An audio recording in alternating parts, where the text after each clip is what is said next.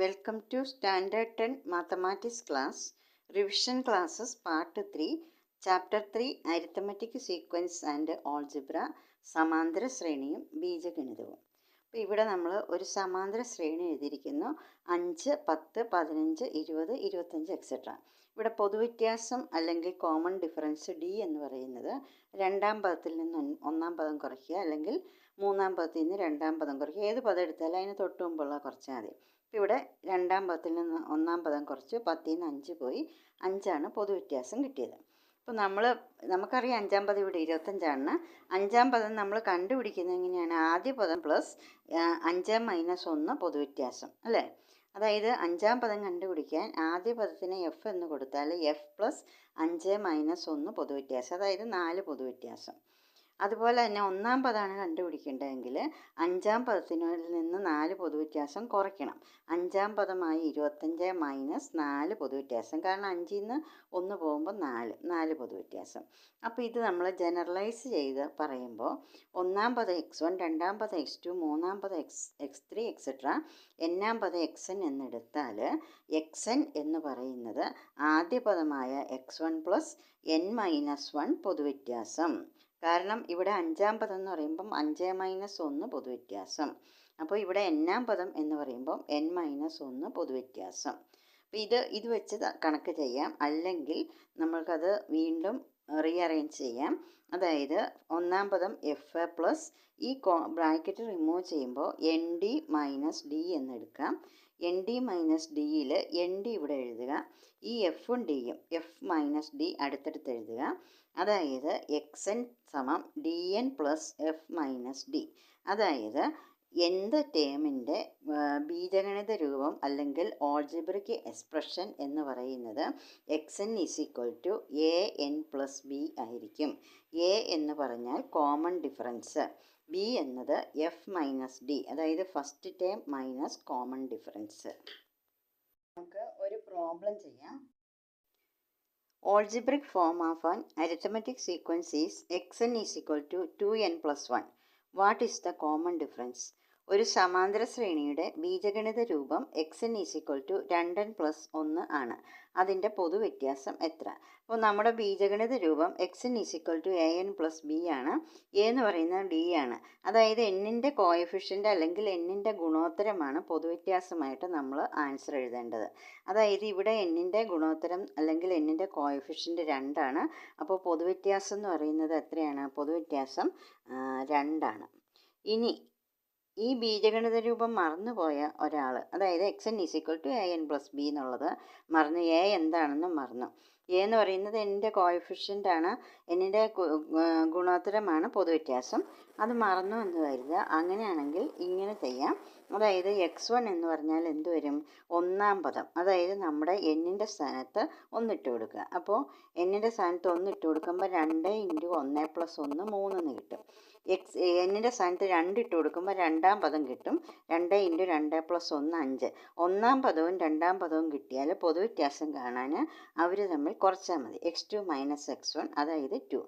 അങ്ങനെയും കണ്ടുപിടിക്കാം. പക്ഷേ ഇങ്ങനെ ഓർത്തിരിക്കാമെങ്കിൽ ഇത് തന്നെയാണ് നല്ലത്. എന്നിൻ്റെ ഗുണോത്തരം എന്നിൻ്റെ x is equal to A N plus b രൂപത്തിലാണ് എന്നാം പദം തന്നിരിക്കുന്നതെങ്കിൽ എന്നിൻ്റെ കോഎഫിഷ്യൻ്റ് എഴുതിയാൽ മതി പൊതുവ്യത്യാസമായിട്ട്. അതായത് ഡി എന്ന് പറയുന്നത് 2 ആണ്.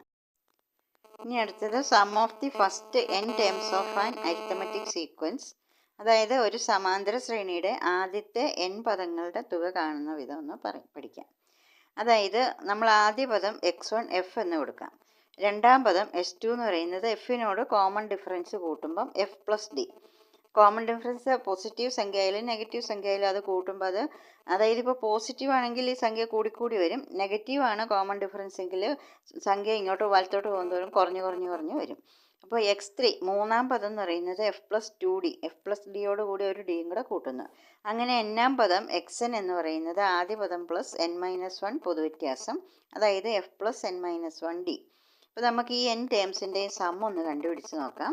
എസ് എൻ സമം എഫ്, ആദ്യ പദം എഫ്, രണ്ടാം പദം F plus D, F plus 2d, അങ്ങനെ എഫ് പ്ലസ് n - 1 × d. ഇവിടെ എത്ര എഫ് വരുന്നുണ്ട്? ഇവിടെ ഒരു എഫ് രണ്ട്, ഇത് ഡിയുടെ കൂടെ വന്നേക്കുന്നത് രണ്ടാമത്തെ എഫ്, 2Dയുടെ കൂടെ മൂന്നാമത്തെ എഫ്, അപ്പോൾ n-1ൻ്റെ കൂടെ വരുന്നത് n-ാമത്തെ എഫ് ആണ്. അപ്പോൾ മൊത്തം n എഫുകളുണ്ട്, n എഫ്. അപ്പോൾ എഫ് n പ്രാവശ്യം കൂട്ടുമ്പോൾ NF വരുന്നു. പ്ലസ് ഡി എത്ര, D plus 2D plus etcetera plus n-1 D ഉണ്ട്. എല്ലാത്തിലെയും ഡി പുറത്തേക്ക് എടുത്താൽ ഡി ഇൻറ്റു ഇവിടെ 1 വരും, 2 വരും, 1 + 2 പ്ലസ് എക്സെട്ര n-1. ആദ്യത്തെ n നാച്ചുറൽ നമ്പേഴ്സിൻ്റെ സം എന്ന് പറയുന്നത് 1 + 2 + 3 + എക്സെട്ര പ്ലസ് n എന്ന് പറയുന്നത് n × n + 1/2 ആണ്.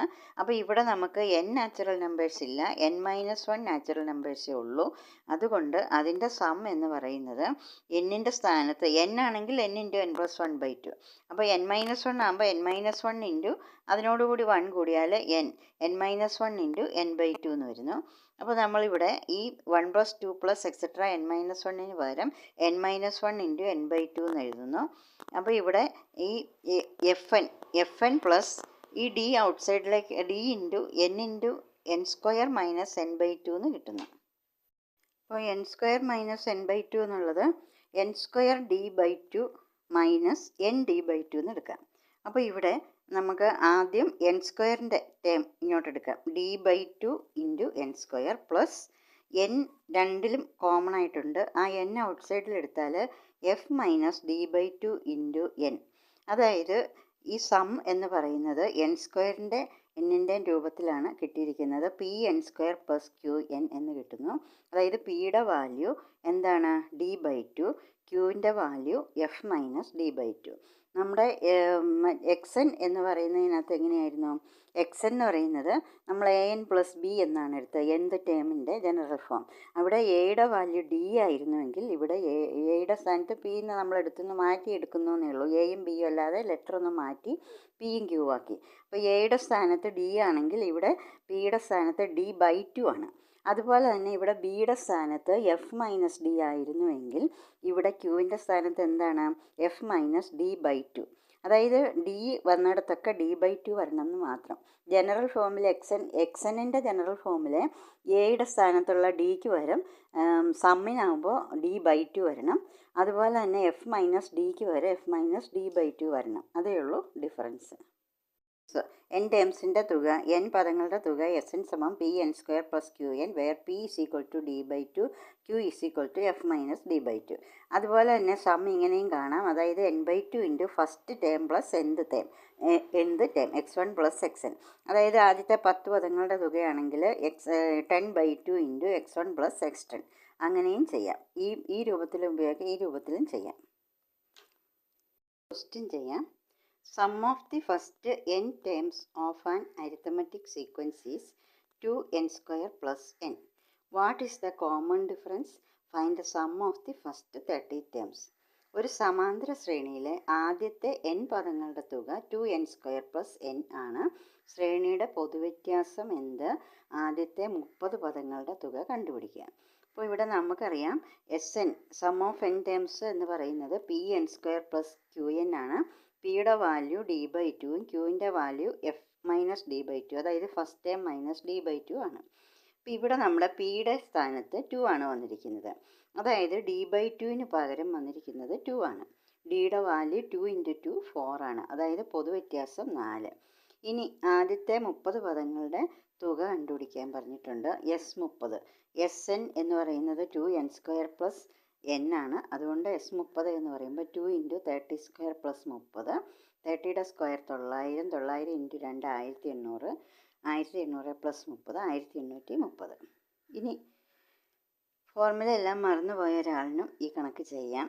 അതായത് S1 എന്ന് പറയുമ്പം ആദ്യത്തെ ഒരു പദത്തിൻ്റെ തുക, ഒരു പദം x1 ആണ്. 2 × n-ന് പകരം 1 ഇട്ട് കൊടുക്കുക, 2 × 1² + 1 3. S2 എന്ന് പറയുമ്പോൾ ആദ്യത്തെ രണ്ട് പദങ്ങളുടെ തുകയാണ് x1 + s2. ഇവ രണ്ടിൻ്റെയും കൂടെ തുകയാണ്. അത് 2 × 2² + 2, 2n² + n. എന്നിൻ്റെ സ്ഥാനത്ത് 2 ഇടണം. അപ്പോൾ അതിൻ്റെ ആൻസർ 10 എന്ന് കിട്ടും. ഈ S2ൽ നിന്ന് S1 കുറച്ചാൽ നമുക്ക് കിട്ടുന്നത് x2ൻ്റെ വിലയാണ്, രണ്ടാം പദത്തിൻ്റെ വിലയാണ്. 10ൽ നിന്ന് 3 പോയാൽ രണ്ടാം പദം 7 എന്ന് കിട്ടുന്നു.